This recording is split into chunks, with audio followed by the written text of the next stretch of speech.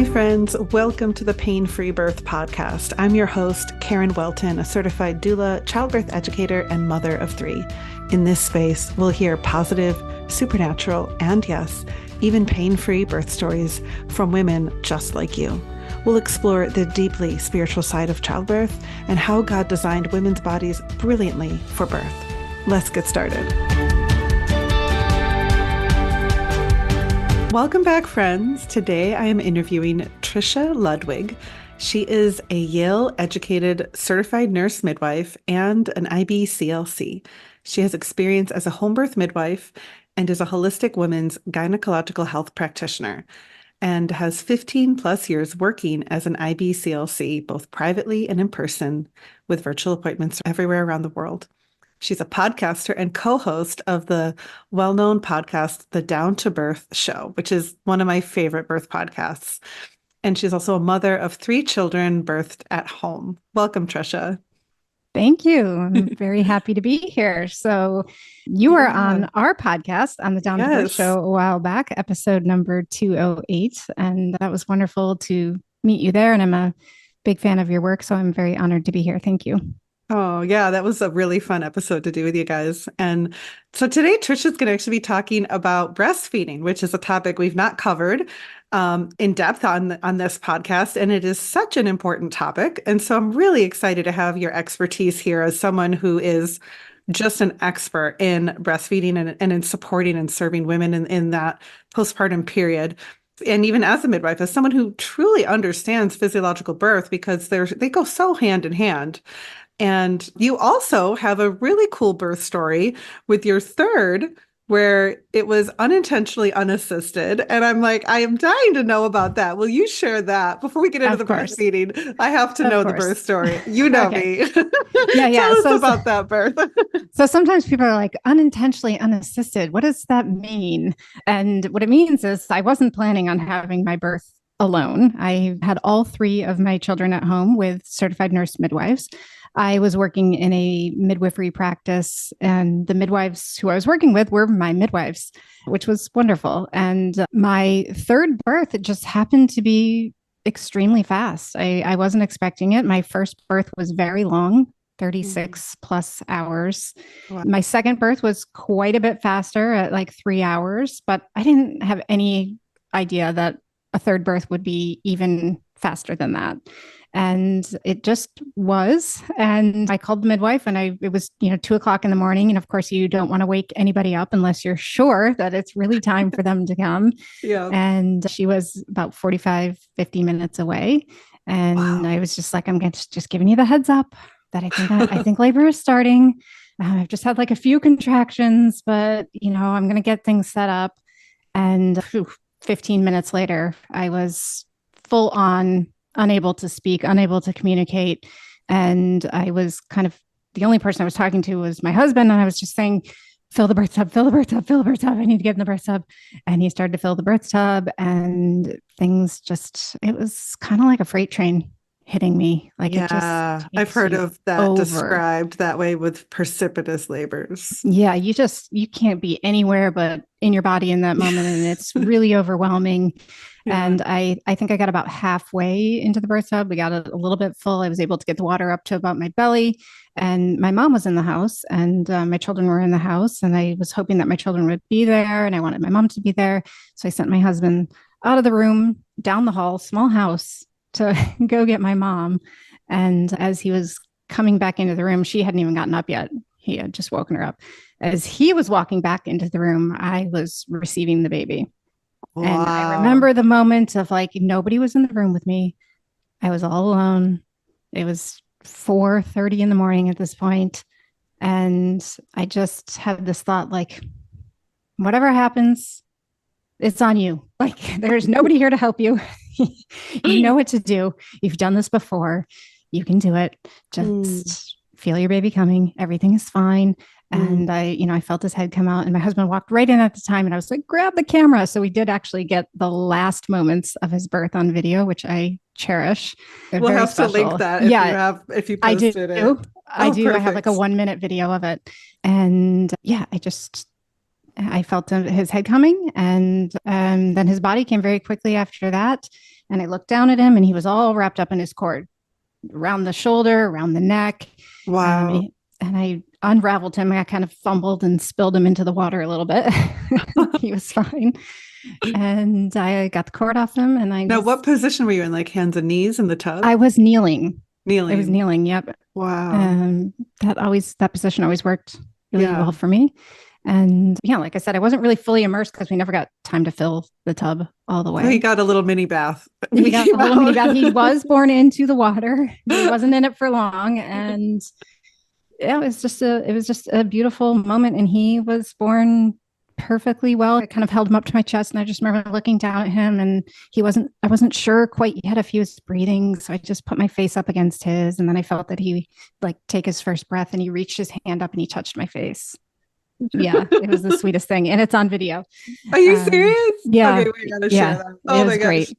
That's it was great. And then picture perfect. It totally was. And I was totally in awe. And I didn't know if I was having a girl or a boy. And I was really, really, really, really hoping for a boy. And I just remember looking down and being like, oh my God, it's a boy. And my mom walked in the room right as I said that. And she, of course, was overwhelmed with joy. And the second midwife, made it about 30 minutes after he was born.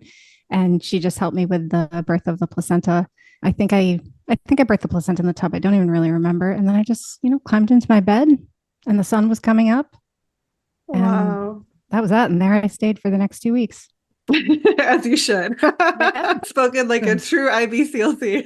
Yeah, that's totally. what we're talking about today. That's exactly right. And that's a big principle of making breastfeeding work is to set yourself up for success by giving yourself that space to rest and recover. So I'm a huge proponent of that. I actually did not do that very well with my first two. My first was born like right before Thanksgiving, and I was literally baking pies for Thanksgiving and she was 4 days old. So I was up and out of the bed in the kitchen and being ridiculous. And my second, we had this crazy situation where we had to move and she was only 10 days old. And I don't know why we always somehow time major life transitions with childbirth. Like it's not a good idea. And yet it happens like far more often than it should. I feel like statistically, like somehow there's always a giant move or like a job change or a holiday or something like that, right in line with birth, when what we need is just to have that cocooning time. I love what you said though. I just want to go back to it. You just, in that quick story of feel your baby, like what to do, like you've done this before. That's just like, what a beautiful phrase to put you in the present moment when fear will try to take you into your head. And that is exactly where I was. I remember the fear kind of creeping in and being like, oh my God, you're alone. What if something happens? What if you get stuck? What are you going to do? And then I felt his head and I was like, he's coming. It's okay. He's coming. It's all fine. It's okay. And then the next push, he was just out and it was all okay. Yeah. And you unwrap the cord. It's no emergency. I've heard another midwife say that she's never worried when babies come fast. That's right. You never get worried when they come fast. It's the ones that take a long, long time that she tends to worry about. Yep. And I thought, oh, that makes sense. Yeah. The only problem sometimes when they come really fast is they can be a little slow to take that first breath. Yeah, because they didn't get that pressure. Squeeze. Yeah. And it's like a little overwhelming. So, that was when I noticed too, when I kind of looked down, I was like, is he actually breathing? I'm not sure. And I just did that little, cheek on his face and a little breath in his face. And then he reached up his arm and I knew he reached up his arm. He's fine. Wow. I love that. Yeah. Because that's what activates that shift, that physiological shift in a baby, is feeling that air, that breath or that air on their face. So I love that you breathed on his face. Was that intuitive or did you know that consciously? I mean, I've taken neonatal resuscitation, so it was in my head, but I think it was in that moment more intuitive. But yeah, I've seen moms do that. I've seen moms naturally do that. Wow. That's a beautiful, gentle way to do something before the resuscitation, or the actually giving assistance breaths. I always tell moms, if I'm at a birth and I'm worried that the baby is a little slow to transition, to just put their mouth over theirs and gently give them their first breath, because they need that little bit of positive pressure into the lungs sometimes. I mean, that's exactly what you're doing when you're resuscitating them, is you're using positive pressure through a handheld ventilator. Yeah. You can use your mouth just the same. Yeah. But I love that even before the mouth, you can just breathe on their face Yeah, because that I didn't have to triggers do it that. I too. just got Yeah, right close to his it's face and just so just kind of blew in beautiful. his face. Yeah, and these are Yeah. just some of the physiological signs. I think midwives are so beautiful at understanding, and most people don't know that, like, if baby is having a hard time transitioning or in home birth settings, you know, midwives know how to handle all of these quote unquote emergencies, that or complications that may arise. And some of them may not be complications, or just maybe baby needed a little assistance. And there's so many tools that you guys come with that make it safe, and help that baby. So what a beautiful story. Thank you for sharing that. Yeah, no problem. Oh my No goodness. problem. So tell us about breastfeeding. How did you get into breastfeeding, as something you chose to pursue?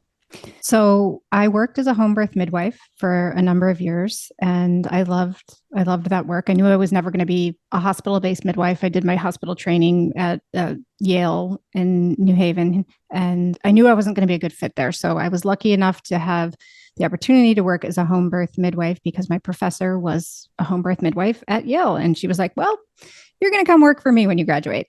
And so, Really? yeah, Wow. and I'm impressed they had a home birth midwife teaching at Yale. as yes, Yale does have that, and that's a great asset of that program is that they do incorporate home birth education and even some clinical training into the nurse Amazing. midwifery program. So yeah, it's wonderful. So I did that for a few years, and I had two more children, and the lifestyle was a little tough, and so I was always really fascinated with breastfeeding. It was like an extension of birth. It's like the next step. And I felt that it was a really underserved area. And I decided I wanted to become an IBCLC. And I was very lucky to train with one of the most renowned pediatrician IBCLCs in the country, Dr. Christina Smiley. She was right here in Connecticut where I live. And at the time, Mm. she needed some help. And so I got to work with her and train with her for a few years. And it just was a better fit for me at that time, just because I could schedule my life a little bit better with three kids and that kind of work. And I loved it. I just loved it. I love to be with moms and babies. And like I said, it's just an extension of the birthing process. Wow, that's So beautiful. that's my focus now. Yeah, what an incredible training to have to train with someone that renowned and get that kind of experience. I'm sure people would pay, so much money. And I trust like experience, especially with birth and breastfeeding. I feel like experience goes so much further than like school, like training, classroom, education training, because it's such an experiential thing. Tell us It's a true. bit, what's the difference between an IBCLC and an LC or lactation consultant? Basically, the level of training.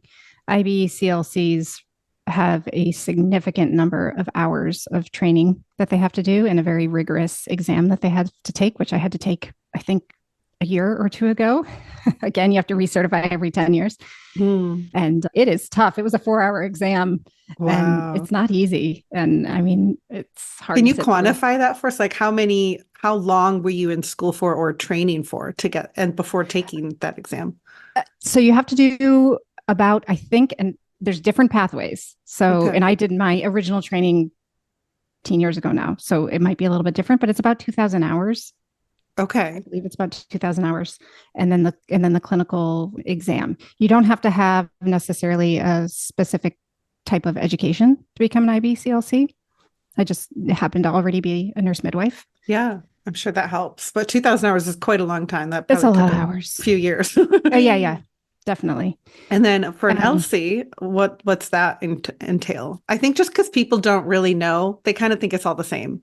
no, it's definitely not. And I honestly don't know what the requirements are for an LC because I never went down that path, but it's Yeah, many, many, many fewer hours many fewer. In of my training. understanding, from what I've heard, it's like you could do it in a week. You could take the That might be true. class and get your LC, take the little test and get Yeah, the certification as LC, which is why you see a lot of like nurses or physicians or doulas have those credentials as LC because it's a short, quick training.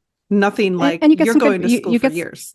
right. You get some good breastfeeding basics, and that's really important Yes. for everybody to know. But the IBCLC path really delves into the more complicated situations that come up in breastfeeding. Yes. And so my practice is mainly, it's more of like a breastfeeding medicine type of practice where I am a healthcare practitioner with the IBCLC training and can write prescriptions if somebody has mastitis or yeah, which stands yeah, for it's a little bit different. International Board Certified Lactation Consultant, which is a much higher qualification. So just to Yes. clear, that up in case anyone is wondering. So how does the way a woman gives birth influence the breastfeeding journey? So, because breastfeeding is an extension of a physiologic process that occurs in birth, the same kind of rules apply that if we are less disturbed in the process, we're going to have more success. There's a whole cascade of hormones that have to work together to help birth happen in the best possible way. And the same is true for breastfeeding. And it's actually the same hormone. Oxytocin is the main hormone of breastfeeding. So oxytocin is that hormone of love, bonding, touch, affection, labor contractions, and it's the milk ejecting hormone. So it gets the milk out of the breast. So without that oxytocin, we aren't able to let our milk flow, which is why it's so much easier for milk flow to happen when babies are feeding at the breast than for moms who are pumping, because we love our babies and not our pump. So the first thing is just that how we give birth influences those immediate hours after birth. And we want that skin to skin contact right away after birth with our baby. And we want that first latch to happen within 1 to 2 hours after birth, because babies are primed during that time frame to latch on.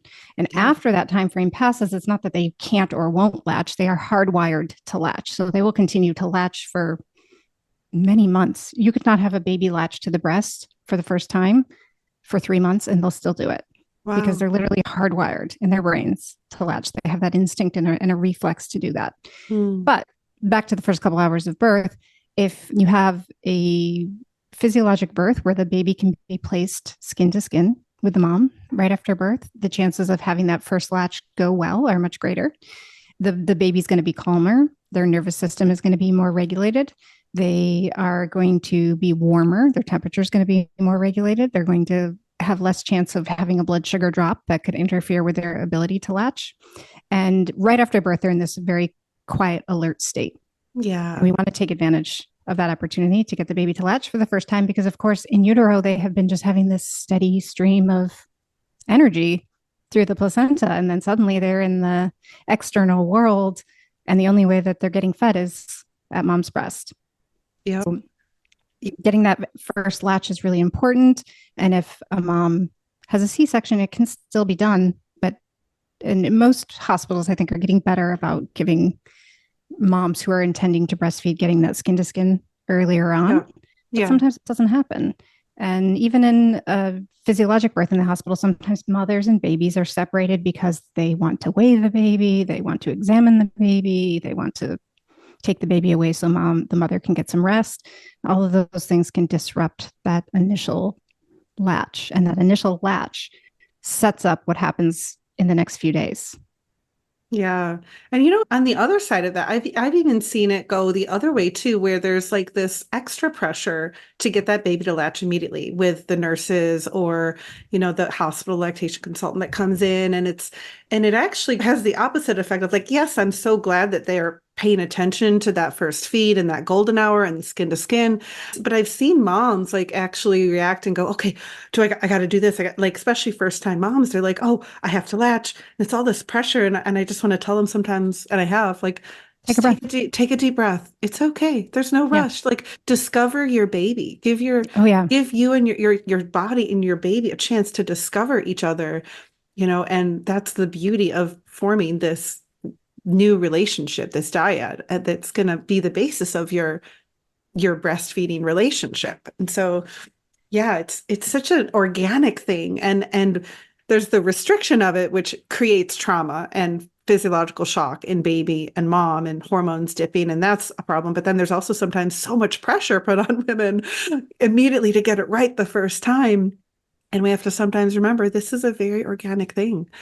No, you're absolutely right. And always remind moms, it's like, first of all, you need to stay in your birth zone until your birth is over. This is the first thing that I tell a mom when they do a prenatal consult with me is like, your baby is born and your baby goes skin to skin with you, but breastfeeding is not the very next thing that happens. The thing that has to happen first is you have to birth your placenta. Your birth has to be over first. And Right. yes, your baby might latch on spontaneously and help you in the assistance of birthing your placenta if that Yep. doesn't come really Yep. quickly, and that's great. But the eagerness to have the baby go immediately to the breast the second they're born is that's not ideal, because one, Yeah. it's taking you out of the mindset of finishing your birth with the Yeah. placenta, and Yeah. two, it is pressuring the baby a little bit, who needs a little transition time. Yeah. You both need transition time. Some moms don't even want to touch their babies right after birth. You can Yeah. put them skin to skin with them, but they're just not ready. They're Yeah. need like a Yeah. decompression time. Exactly. It takes a few moments because you're Yep. in labor land and your brain is literally readjusting to coming back into this present realm. And I've seen that a lot, and especially in very primal births where no one's instructing the mother. It's like she has to recalibrate and come back. And then if nobody throws that baby in her chest or hands her the baby or catches the baby, if the baby's just there, which is very primal, she almost like touches her baby slowly and discovers her baby for the first time before picking up that baby, which is, I think, so fascinating how even the littlest things can be an interference in that primal physiological process that we don't even realize. Absolutely. So Yeah. usually the first latch happens in within 1 to 2 hours after birth. So that's a good amount of time, and it's really important that we keep the mom and baby together during that time so that there Yeah. isn't separation. Yeah. And those hormones that you mentioned are so important too, that baby really is alert for that first hour or two. And even mom is more alert, even if she's had like a 40, 50-hour labor, she's getting another dose of hormones, oxytocin, prolactin is coming. Like you've even got higher Mhm. adrenaline to give you She's that got energy. Yes, she's got a lot of adrenaline running through her system. Yeah. So it's amazing to see women who are like just an hour before, like, oh my gosh, I'm so tired. Just get this baby out. And then that baby comes and are like, oh, that was amazing. The power of these birth hormones, you guys, are just like, I cannot, I'm gonna geek out on that. But so Well, have you witnessed a baby self-attach? Have you seen moms and babies just lay there and let babies do the breast crawl and self-attach? It's a beautiful oh, thing to yeah. I watch. haven't seen a full breast crawl. I know about that they can do that. But I have seen a lot of babies self-attaching, and I love the teaching on like the laid back breastfeeding that just takes the pressure off having to micromanage that latch and letting baby do the hard work because the physiological responses it activates in baby's brain are so incredible. The way this whole thing is designed. But no, I have not in person witnessed that, but I think that's amazing. Tell us about that. I mean, I always encourage moms to Google, the breast crawl and watch a few Yeah. videos, because I think it just can't help but get you extremely excited. And not every baby has to do it. I don't want any mom to feel pressured that their baby must self-attach and, must do the breast crawl. But if you put a baby on a mother's chest, they high up or down low, down on the abdomen or high up on their chest. If they're high up on the chest, they will literally crawl down, find their Wow. way down. And it takes them a while. It can take them a Yeah. few minutes. It can take them 10 minutes. It can take them 15 minutes. And they will find their way to the breast and they will self-attach. They will latch on Amazing. alone. If they're down below, they will literally crawl up. They have a little stepping Yeah. reflex and they kind of push on the belly, Yep. which is good for the uterus. And they will crawl up and they will self attach. And it's amazing. It's so amazing. And even that crawling, that gentle like kicking on the mom's belly, like you said, helps that placenta detach, which Yep. is like the physiological version of when a nurse comes in and, in the hospital setting, they're going to press on your uterus or your fundus really hard to make sure it's shrinking. Well, in nature, like the baby actually does that naturally. It's Completely. just, Completely. It's just nature's fundal amazing. massage. Yeah. Yes, yes. So, oh, that's so incredible. I know I've seen videos of it, and it's just so beautiful to witness. So- And colostrum, which is the baby's first food, which is very, very, very important that is a baby's first food, smells like amniotic fluid. yeah. So So they're it's a naturally familiar attracted smell, to which it. helps Familiar. drive them to the nipple. You've had children, so you know how addictive that smell of a newborn baby is, right? And Mhm. that's that is Yes. that's on purpose, right? It's on purpose that nature designed babies to be so delicious smelling so that we would keep them close. So keeping babies in close proximity is one of the most important things you can do for successful breastfeeding. So we want to remove as many barriers to that as possible. We want to remove as many interventions as possible. We want to remove the clothing. We want to remove the swaddle. We want to remove the hat. We just want to keep the baby in skin to skin contact with mom.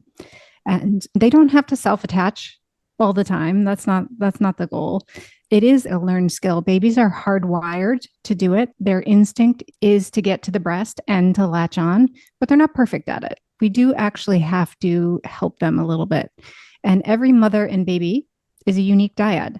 So it's really important to understand that it is not a one size fits all for everybody. There's no perfect right way to do it. But because we live in a society where breastfeeding is not the norm, it hasn't been for so long, it isn't something that mothers just naturally know how to do. And it can feel really defeating because we think like, this is supposed to be the most natural thing, but why is it so difficult? Why are so many women so challenged with breastfeeding?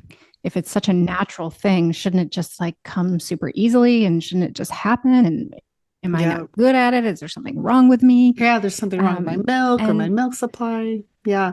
I've heard people say there's so much of that. So I've heard people say it's the most natural thing that doesn't come naturally. Yeah, it's the most unnatural, natural thing. Yeah. But that's because we haven't seen it.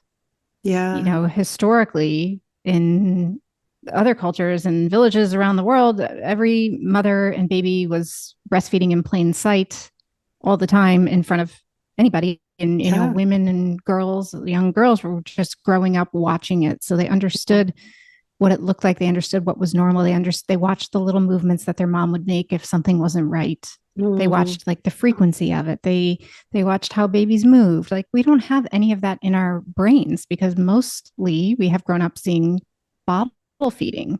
And it's very similar to what has happened in birth. We've all grown up seeing birth be scary, painful, screaming, uncomfortable.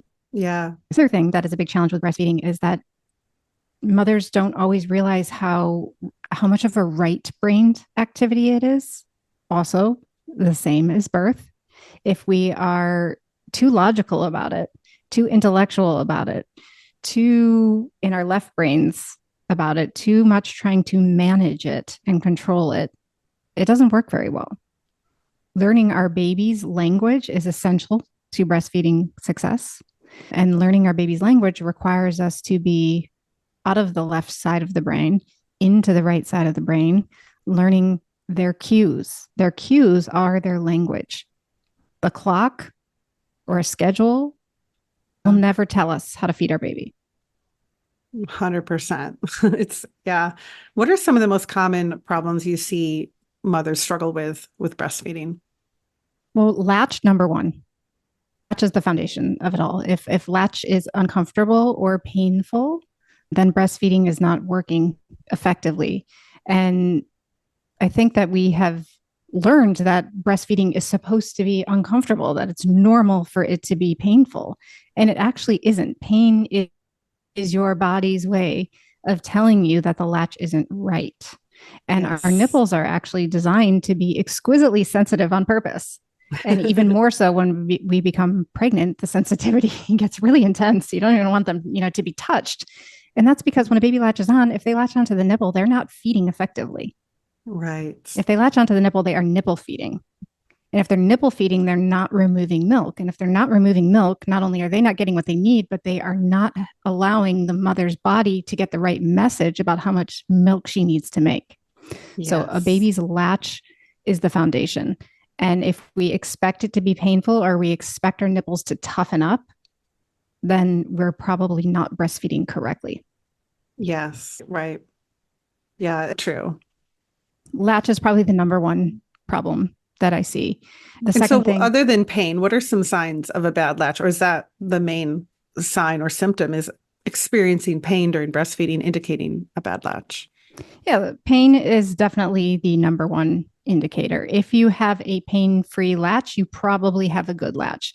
But occasionally you do have a pain-free latch, but but also still a very shallow latch. And that may mean that the baby is not effectively removing milk. So then there's some other parameters, of course, that you want to keep track of, like a baby's weight gain and their output to know that they are effectively removing milk. Yeah. Or if they're gulping or like swallowing air, that's another indication sometimes that could be a symptom of a bad latch. Definitely, or a symptom of oral restriction or oral dysfunction. Part of the problem with latch is also that because we have been conditioned to watch bottle feeding, we have this idea that we need to put a nipple in the baby's mouth to feed. And effective latch is actually the opposite of that. You want to bring the baby onto the breast and not put the nipple in the baby's mouth. And the tendency also is to sort of just take our baby and push their face right into the breast or push their mouth right onto the breast. Yeah. And that also can create a really shallow and centered latch that results in pain. The more effective way to latch a baby is to actually line your baby's nose up to your nipple. Mm-hmm. And if you target the baby's nose to the nipple, then they actually have to stretch their mouth open a little wider. So we need a nice wide mouth. And then a firm snug of the baby onto the breast so that the nipple lands far enough back in the baby's mouth that the nipple is not being compressed between the upper and lower gum or even the hard palate. The nipple really wants to get back far enough that it's kind of touching the soft palate. And that's why it's called breastfeeding and not nipple feeding, because it actually has nothing to do with the nipple. The nipple is just the outlet that the milk comes through. The milk is in the breast. And if the baby isn't effectively latched onto the breast, they are not effectively stimulating the letdown. The milk is not going to be removed. And again, that's why pain is your greatest indicator. Yeah, so true. Yeah, that baby should actually be nursing like their lips on the breast tissue, not even the areola. The whole areola should be in that baby's mouth in most cases. Everybody's anatomy is a little bit different. So some areolas are very large and there's no way a baby's getting all the areola in the mouth. But in any woman, no matter the size of their nipple or areola, you want it to be off center, which means that on the baby's nose side, you're going to see more areola. And on the chin side, you're going to see almost none.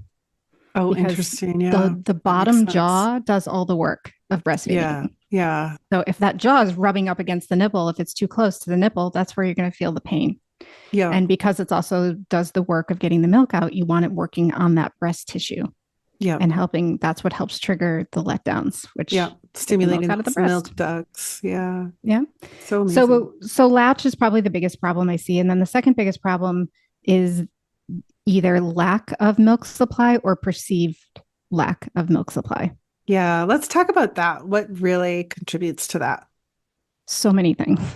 There are a lot that can be a very multifaceted approach. Yeah. Yes.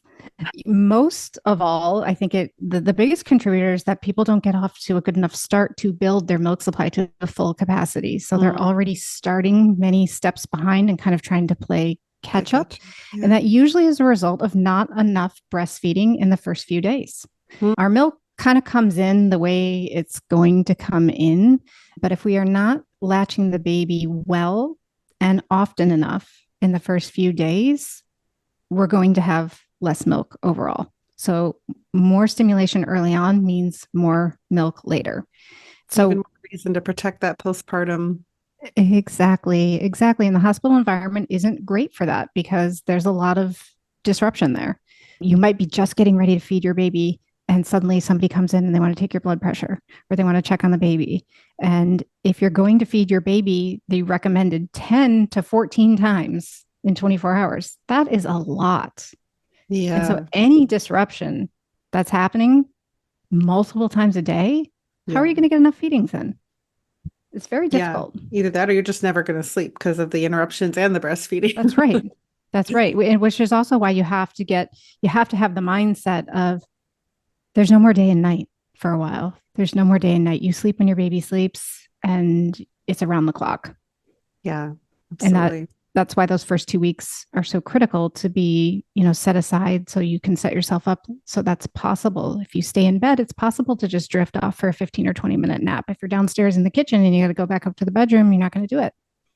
Yeah, let's speak into that just a bit. There's so much fear around co-sleeping and from the medical community. What's your take on that? Well, I think that, again, we can go back to nature. Mammals sleep with their babies. mothers around the world instinctively, intuitively sleep with their babies. And we have been taught to fear it. And so we are so afraid that if we do it and something, God forbid, something happens, we will never forgive ourselves. Yeah. Right. So that's a big fear to overcome because we've been told that it will be our fault. When I believe that the biological norm is actually to sleep with your baby.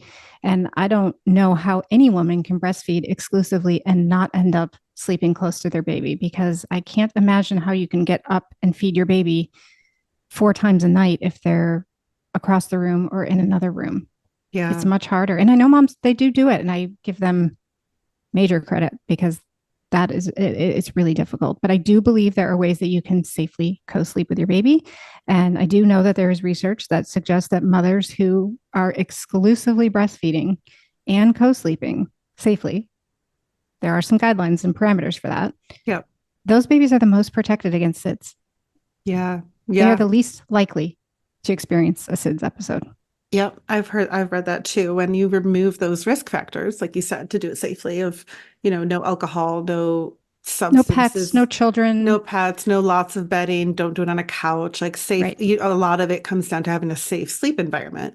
When you have those, it's very, very low, risk of SIDS. All those high SIDS, cases they're talking about. In most of those situations, there was something else going on. There was like either mom was, very obese, or there was drugs, or under the influence of something, or it was an unsafe sleep environment. And so they don't always cite those environments or those causes when they're listing off the scary, fearful tactics of SIDS. But it's important to go a little deeper in that research if that's something you're considering. Absolutely. And one of the big fears that moms have is, well, what if I roll over on my baby? Yeah. I move a lot when I sleep and I Yeah, that roll was a around a big lot. fear of mine. Yeah. I think that's a fear of every mom, but Yeah. I always remind them that, like, when's the last time you rolled off the side of your bed? You sleep right next to the edge of your bed and you roll around, you never roll off, That's because a really good we point. actually are aware of what's happening while we're sleeping. We're not as like out of it as we think. We do have awareness. And the hormone prolactin, which is the hormone that is extremely elevated when we're breastfeeding, it's the hormone that allows us to make milk, actually is a hormone of heightened awareness. Oh, And wow. it's one of the reasons behind the anxiety that postpartum moms feel, because we're so sensitive and aware. It's like the mom who can hear a feather hit the floor downstairs in the kitchen when she's sleeping upstairs in the bedroom, Mm, because that hormone makes her brain so attentive and alert. So she is interesting. so attuned to her baby. Wow, that makes a lot of sense. And then you've got the oxytocin that helps relax you and keep you calm. But if you're not, I imagine if you're not getting that oxytocin release, if breastfeeding is a struggle, or you had to go to a formula for whatever reason, like you've still got the anxiety perhaps, but not the relaxation You don't hormone. have the balancing. Exactly. Yeah. It's a balancing act. Or if you're in pain while you're Yeah. breastfeeding, now you have Right. cortisol Yeah. and high prolactin. That's a recipe for postpartum anxiety. Yeah. It's so fascinating that there is this physiological blueprint. And I talk about this in my postpartum bliss course, that just like birth has a physiological blueprint, so does the postpartum. And when we don't understand it and we don't support our hormones, then you get these situations like high cortisol, not enough oxytocin, or, creates these environments where it's more likely to experience postpartum anxiety and postpartum depression. And we're seeing now, especially these surges of like epidemics of postpartum depression and anxiety and breastfeeding issues, latch issues, and there's obviously multiple layers to this, but moms are really struggling in the postpartum for many reasons. And our society does not understand it. And there's such a lack of support to really help these moms in ways that can really benefit them. So, man, your work is so So, important. right, it really is. Mothers who are successfully breastfeeding have the lowest rates of postpartum depression. Mothers who are Mhm. challenged with breastfeeding and not getting the right help, which is not easy to find, Yeah. and it costs a lot. I'm fortunate to be, a credentialed healthcare provider, so I can bill insurance for my services. But a lot of lactation consultants are, hundreds of dollars a visit, Yeah. Out of out of the pocket. realm of reality for people. And so breastfeeding that isn't going well in a mom who wants to breastfeed, those mothers are at higher risk of postpartum Yeah, depression. that totally makes sense. What are some tips of what mothers can do to help support breastfeeding in this season? Well, it starts with those first 2 weeks, making sure that you are well supported at home so that you have literally nothing to do other than feed your baby, feed yourself. Somebody else is actually feeding you. You're just eating and sleeping. So 2 weeks of full time support. You don't water a plant, you don't walk a pet, you don't cook a meal, you don't grocery shop, you don't run an errand. You are literally in bed with your baby as much as possible. I know that staying in bed is not possible for everybody. Some people, it just drives them crazy. And, they really, really struggle with it. So if you need to go outside and get a little fresh air, fine. Or you need to go downstairs one time a day, fine. But you're kind of always going back to the bed and doing that skin to skin with your baby. And then learning to let go of the scheduling. It's really common to want to quickly get your baby on a feeding and sleeping schedule because this is a way that we can kind of keep everything under control. It's a huge transition when we bring a baby into our world and everything is flipped upside down. And we want to kind of try to reorganize it and get it back into a normal routine as quickly as possible. Yeah. And that just does not work for breastfeeding. Yeah, especially in the newborn phase. The first 6 weeks, the first 40 days, the first 2 weeks, especially the first 2 weeks, literally set up your success for the entire duration of your breastfeeding relationship, which may be 6 months, it may be a year, it may be 2 years, it may be 4 years. So it's this huge investment time. Yeah. And it's really hard work in the beginning. The work level is way up here. Yes, it's a huge learning curve. Yep. That's what I tell women. It only gets easier from here. Like the beginning is the hardest. If you look at a graph of the work of breastfeeding, it's like it starts way high and it slowly comes down, and then it levels off and it's low for like the remainder of your breastfeeding relationship outside of something difficult happening like a mastitis. If you look at the work of bottle feeding, formula feeding, or pumping and bottle feeding your breast milk, it starts off midway on the effort level and it remains midway on the effort level all the way through. It never changes. It never gets easier. It's always the same level of effort. Yeah. Breastfeeding is hard in the beginning and then it drops down to almost nothing. That totally makes sense. Totally. Because I honestly look at formula feeding moms, not with judgment, but out of like, that seems honestly like more work. As someone who's breastfed 3 babies, yes, those first few weeks are hard, especially with the first baby, like high learning curve, exactly like what you're saying. But then, and I tell my clients this, like, all you gotta do is whip out that boob and that baby just like, no problem. You don't even have to think about it. You're going to do it at the restaurant. You're going to do it wherever you feel safe and comfortable. Like you just whip open your shirt. Their boob solves everything. And it's like second nature. And you don't even think about it. And it's so much easier because it's always there, always ready, always available. It's already warmed up, like perfect temperature. You don't have to wake up and always clean, and the perfect food and protective of baby in every possible way. And so, yeah. That's a really cool visual to think of. Yeah, think of it like a bad stock chart. Not what you want it to look like. So I think if mothers think that breastfeeding is the work that it takes in those first few weeks, and it goes a little bit beyond the first 2 weeks. The first 2 weeks are the hardest, but week 3 and 4 are still pretty tough. By the time you get to 6 to 8 weeks, it's really starting to get easier. Yes. But if you think that that's what breastfeeding is, for the long haul, you're not going to want to do it. Nobody's going to want to do it. It's so taxing. You have to understand that it is an investment and it pays these huge dividends later if you put the time in those first couple of weeks. But if you try to control it early on, you let scheduling become part of it, it won't work. 100%. Yes. The reason that mothers don't have enough milk most of the time is because they didn't do enough breastfeeding early on. And so they're in that cycle of not having enough milk. So they top off the baby with supplemental milk or formula. And then they're pumping to try to increase their milk supply. And that doesn't always work because there's so many challenges with pumping. And it can work very well if you get the right support. And it is a great, great tool, but it's not as easy as good breastfeeding.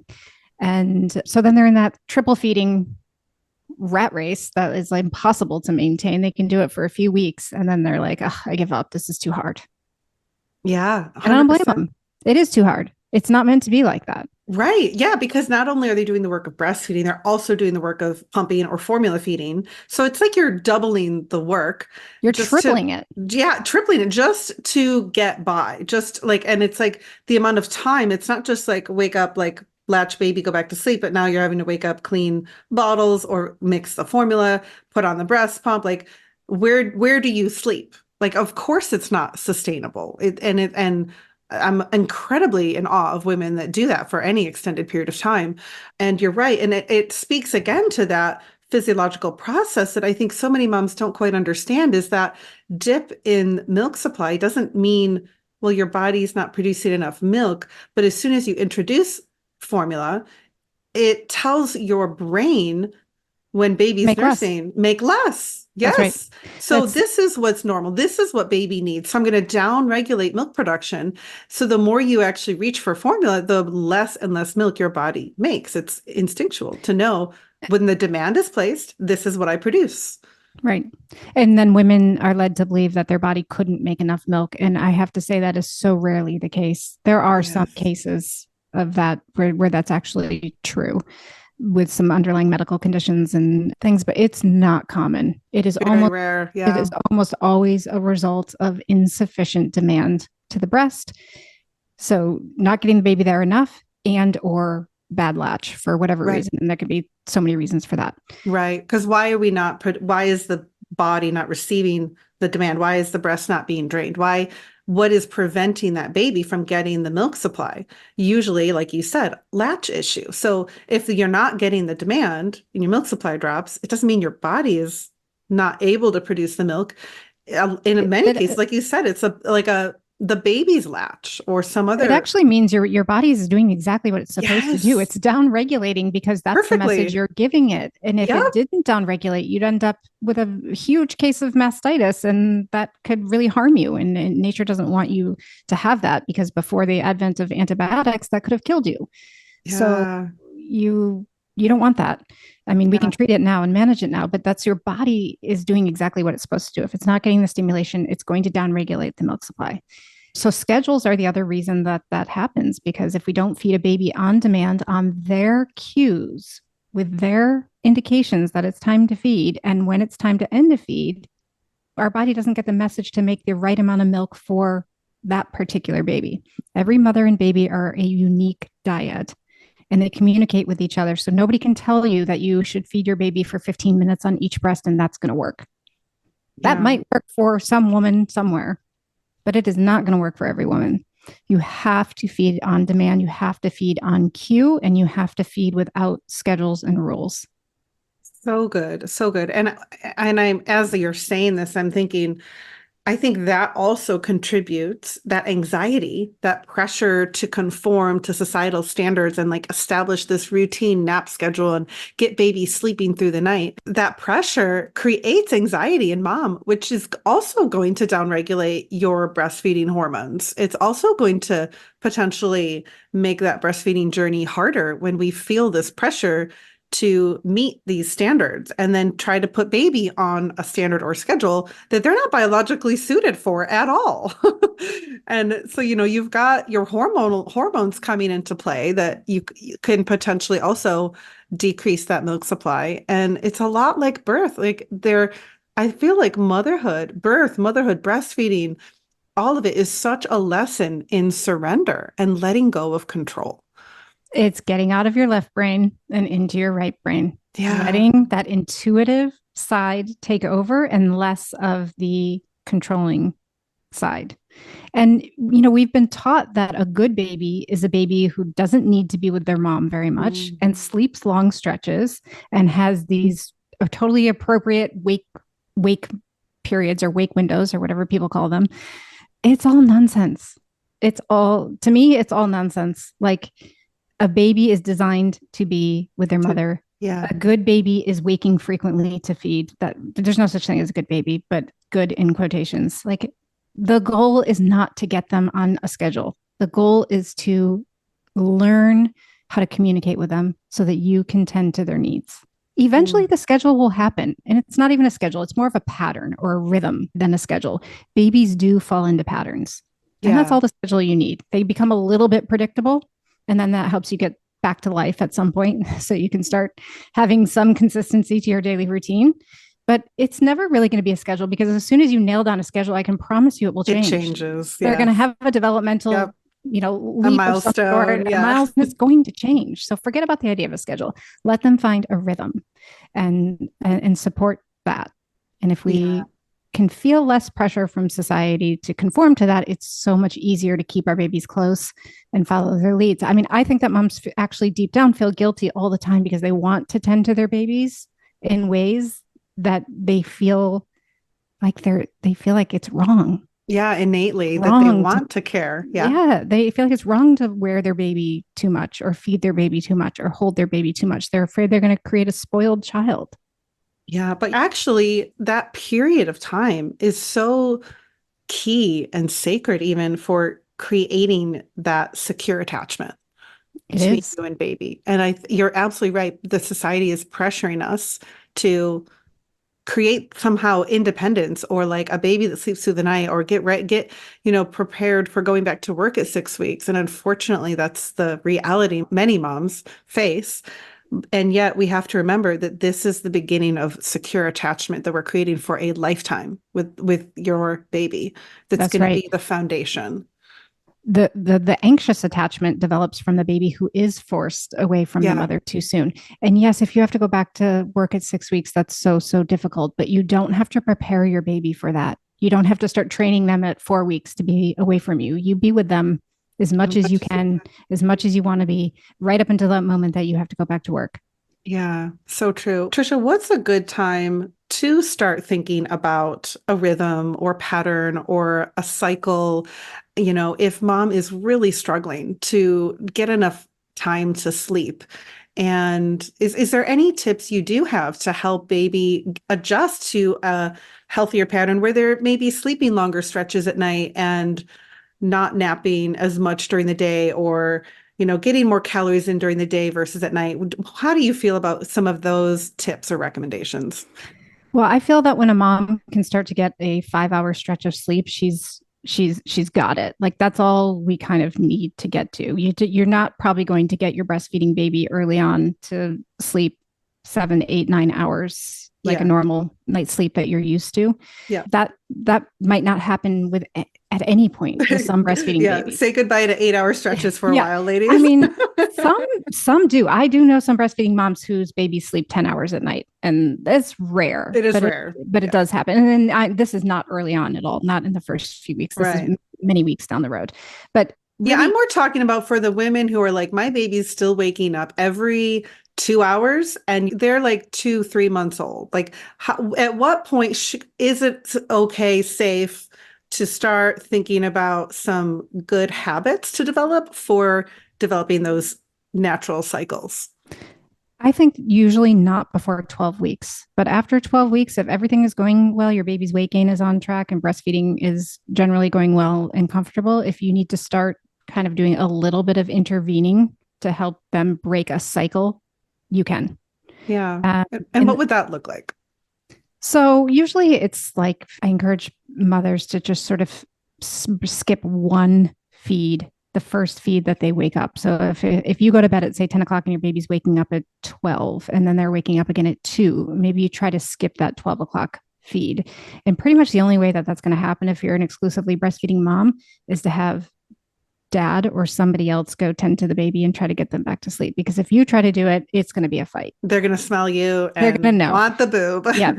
Yeah. Yes. But if you can stretch it out so that now they're going from 10 to 2, that's 4 hours, and maybe you're going to bed with them at 9, and now you're getting that 5 hour stretch, that's Yeah. going to make a big difference. It does make a big difference. Yeah. What about trying to get more calories in during the day? Does that help?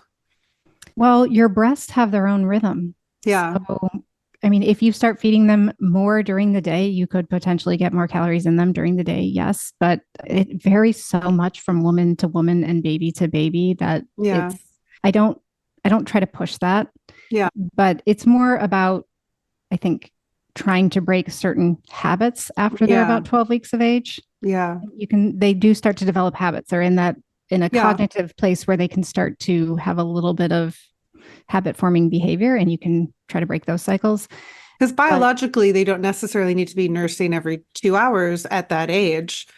Right. So it's not like they're going hungry, assuming they're getting enough calories and your milk is good and all those other factors, they're eating and pooping normally and all of that. as long as they're gaining weight well and your milk supply is good, you can start to tweak it however it Yeah. works for your lifestyle. Yeah. I think that's helpful because I feel like there's so many extremes in this space, especially in the online natural health space. When we see influencers and experts talking about these things, you've got like the two camps. It's either the like 100% breastfeeding, no schedules, all baby led, co-sleeping, and then you've got the like mom's mental health matters too side, where it's like schedules are okay, formula's okay, don't shame moms.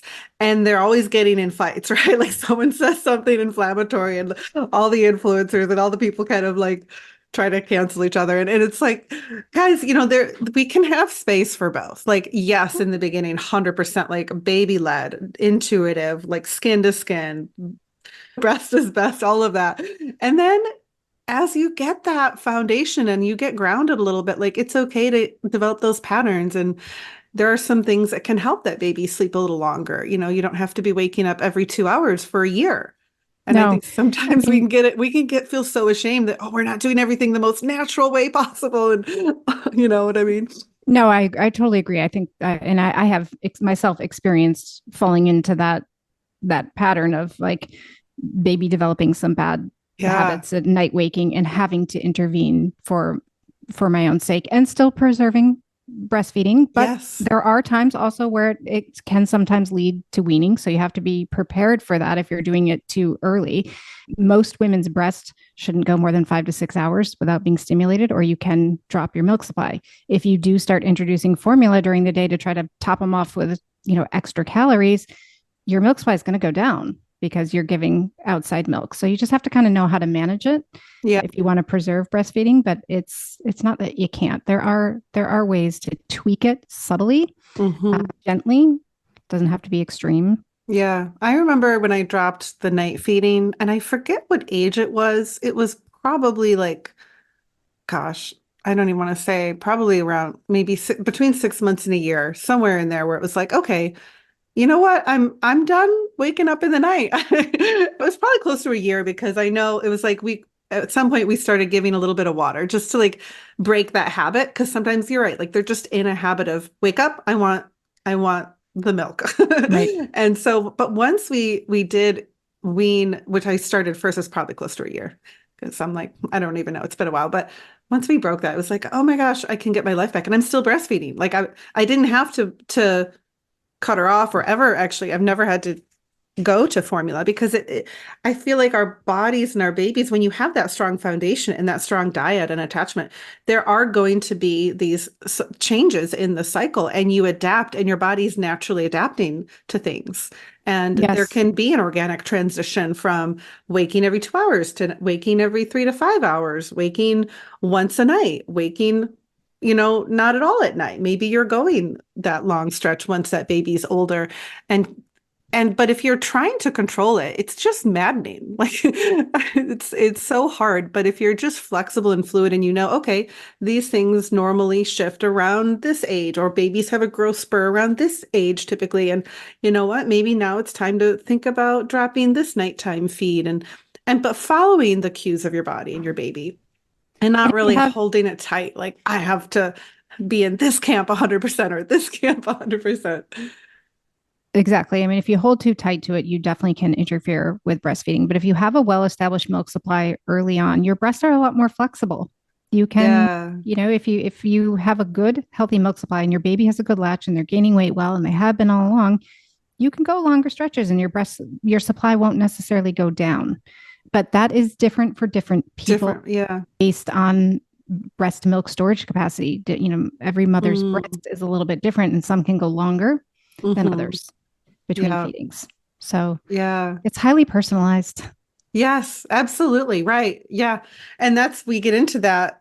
I think, danger zone a little bit when we try to give advice to women who are like, well, my baby slept through the night. Well, I just did this. We just dropped the feeding. Oh, yours isn't, or there's a Yes, lot don't of, compare. Don't you can't compare. compare because you're right. It's so different. And don't Google because literally every baby and mother is a unique combination. There is no Yeah. other combination anywhere in the world that is you and your baby. You are the only ones. Yeah. And even with another baby, if you struggled with breastfeeding for your first, doesn't necessarily mean you will for your second or third or fourth. Like Totally not. you could have a completely different relationship. I remember my first, I felt like I always had just enough milk. Like there was no extra for pumping and getting up a supply.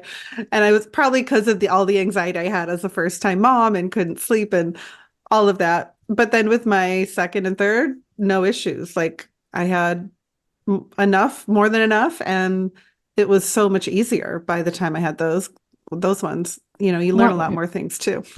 Once again, similar to birth, our body Yeah. is primed after the first time. Those oxytocin receptors in the uterus are primed for the second and third labors, and the same in the breast. So it's much easier to make milk the second, third, fourth, fifth time you're breastfeeding a baby, just the same way it generally is easier to give birth the second, third, fourth, fifth time because our bodies already have the programming.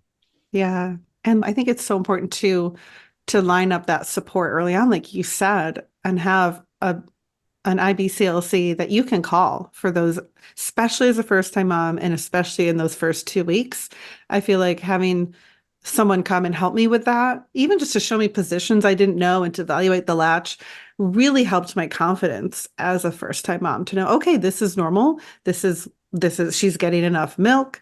These are some of the other ways I didn't know, like the sideline position in bed, like, oh my Life-saving gosh, position. game Life-saving. changer, Game you changer guys, game completely. changer. You got to learn that one. Even if you're not co-sleeping, which I didn't with her, it was like, oh my gosh, I can lie down and nurse. I don't have to Even like during the day to even, just be yeah, able during the to day, lay I down would and go do to it. bed. I would just do it all the time in bed. And I just realized, like, I don't need like 2 boppies and 10 pillows and an armchair Nope. to breastfeed. I could just literally lie down in my bed and she's right there at the nipple. Like, look up sideline position if you haven't done that yet. So, what's one tip, Trisha? We'll just end with this that to support breastfeeding in new moms. One tip, narrow it down to one tip. I know we talked about so much. What's one that maybe we haven't mentioned yet that can really help new moms? Trusting yourself. Yeah. I mean, just trusting that your body is capable of this, that this is what your body is designed to do, and that you're not going to do it perfectly. You're not. Nobody does it perfectly. Even myself, a lactation consultant trained, it wasn't perfect. I had plenty of troubles with my first, but it's a process, and you build trust by listening to your baby and listening to your body. And it literally is like I sometimes use the analogy of like putting two strangers on the dance floor. Don't know each other. They've never met, even though, we do know our babies because we've been carrying them. But, just envision this: two strangers on the dance floor. Somebody flips on the music and they're like, dance, just do it. Just make it work and make it look good.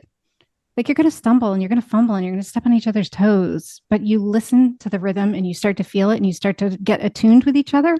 And before long, you're moving beautifully together and you found your rhythm. Yes, that's That is such what a good breastfeeding is. analogy. That It is is. what it It's is. finding your rhythm and It's getting to finding know your this rhythm. tiny human and their cues and their smells and their habits. It's such a beautiful analogy. So trust your body and trust your baby and listen to both, and you'll find your way and get help. Love that. Get help early on. Because you're not supposed to do it alone. Oh, it's so true. Yes. And in this day and age, we still do need that tribe, but often we have to invest in it and pay for it and set aside a budget for that postpartum, but it will go so far. You'll be so glad you did. Trisha, where can women find you if they want to learn more about you or work with you? So Down to Birth Show is the podcast and Instagram handle where I am easiest to reach. But you can also look me up on Google and find my phone number. I don't even have a website, but you can just Google and Down to Birth Show. Down to Birth Show or my Yes. phone number and just, yeah, sure. Send me a text. I work virtually with women all across the country, out of the country, and I work in person locally. Awesome. Thank you so much for sharing with moms today.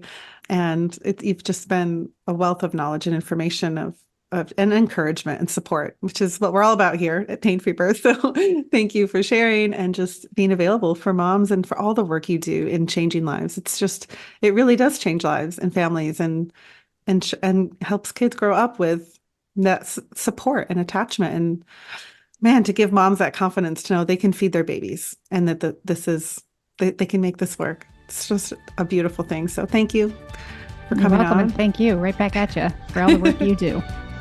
Oh, love it. Well, we'll see you guys next week. Take care.